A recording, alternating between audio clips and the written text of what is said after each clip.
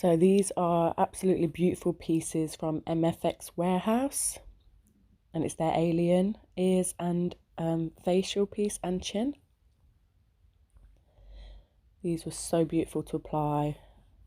So starting with clean skin, I've also waxed my eyebrows flat, and then obviously put my hair up, as you can see, and I've added hair because I obviously want that alien kind of cone. So stretching out the Krylon glassing bold cap a little bit before I apply. And I'm using pros-aide adhesive onto the skin all around the edges and onto the ears a bit because I am covering the ears. And when that's dry and clear and tacky, I'm ready to pull that down. So obviously I pull it as tight as I can, trying to be delicate. Obviously I wouldn't want to tear it and rip it as well, but I obviously couldn't see, so I had to tear that quick. Excuse me. And then I trimmed the excess before going in with some acetone around the edge to blend the edge away.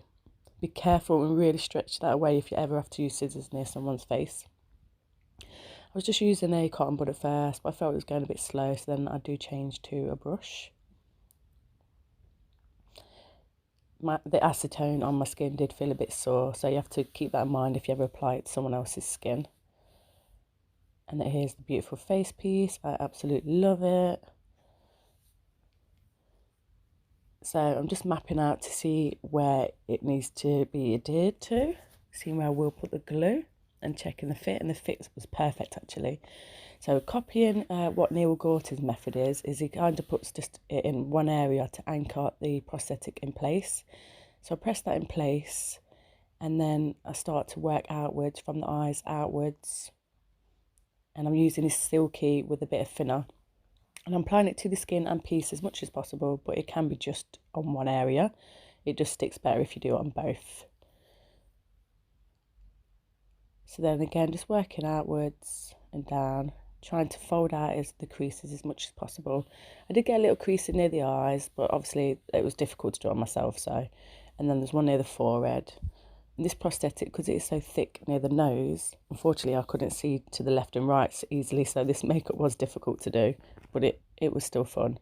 So I'm going around the edges with some IPA, which is really good because acetone is what melts the bowl cap, whereas the IPA will melt the prosthetic. So I've got no concern too much about the bowl cap underneath being damaged when I'm working around there. And it's normal as well, I placed a bit of pros-aide in any areas I felt might have needed a little bit, just to help the edges be a little bit even more blended. So same process on the chin.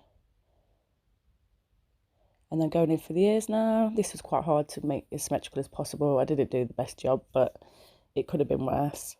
And these are quite difficult to apply because, like I said, I was struggling to look to the left and the right. But luckily I was just being careful with the IPA and it didn't affect the bowl cap in any way, which is brilliant.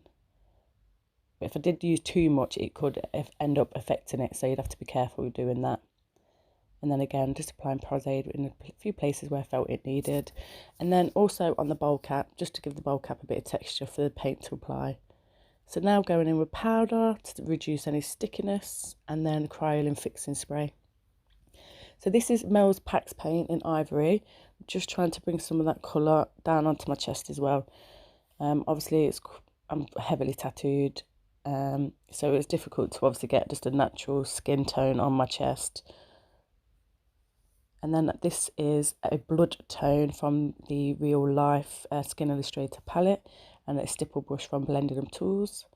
And I'm just trying to stipple it in as much as possible, not making it opaque, but actually texture, keeping the texture from the stipple brush. A bit like what is on the chest and head. That's kind of the effect I was going all over. And as you can see, it's starting to blend into my natural skin. And I'm enhancing some areas with a blood tone from Dashbow airbrush, and I'm mottling and doing dotting and contouring and texturing, just adding a bit more dimension to the makeup, trying to bring the delicate contours of it out. And then vein tone from Temp2, just going over the areas again, layering up the colours, trying to just do something on my chest and in the piece. Just bringing that blue tone all the way through. And I start speckling with that as well. Some areas I did it a bit too big and near, and it was really pigmented, but I quite liked it. I wanted this alien to not be too skin-like. I wanted it to be quite textured, and obviously I was aiming for a Halloween kind of alien, so I wasn't going for too skin-like. And then I'm going over with Olive Adjuster in some of the highlighted areas. And then now going in with Ghastly from the Necreum Skin Illustrator palette, and I absolutely love this shade.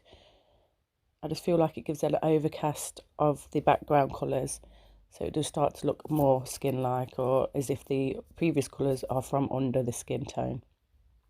So because obviously I lost some of the shading, I went in with a bruise tone airbrush from Temp 2, just to bring back some darkness and texturing and dotting and contouring. And now I start to just try and bring on my chest and the head, kind of veining, just random shapes and textures. And then now going in with a black. I wanted this character to have some patterning, and I'm trying to just dot it and spread it gently, some areas dark, some areas light, just so it wasn't all one consistent colour.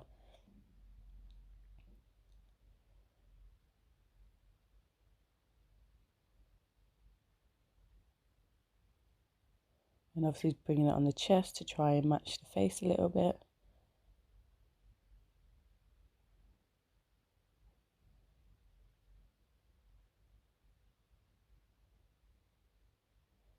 Adding some small dots as if freckling.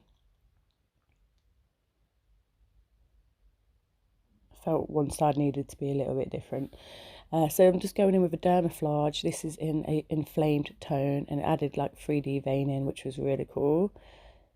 Something you probably wouldn't notice without seeing it on this video, but they was there. These little details are always there. And that was it. So now it's time to obviously add some mouth effects and teeth. I did the black first so it could quick coat the teeth so they wasn't too white. A few little poses.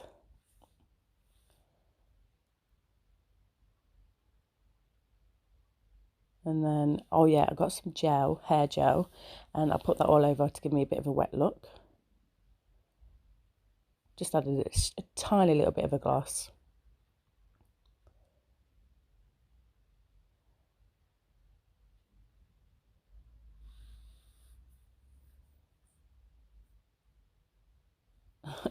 These poses are hilarious.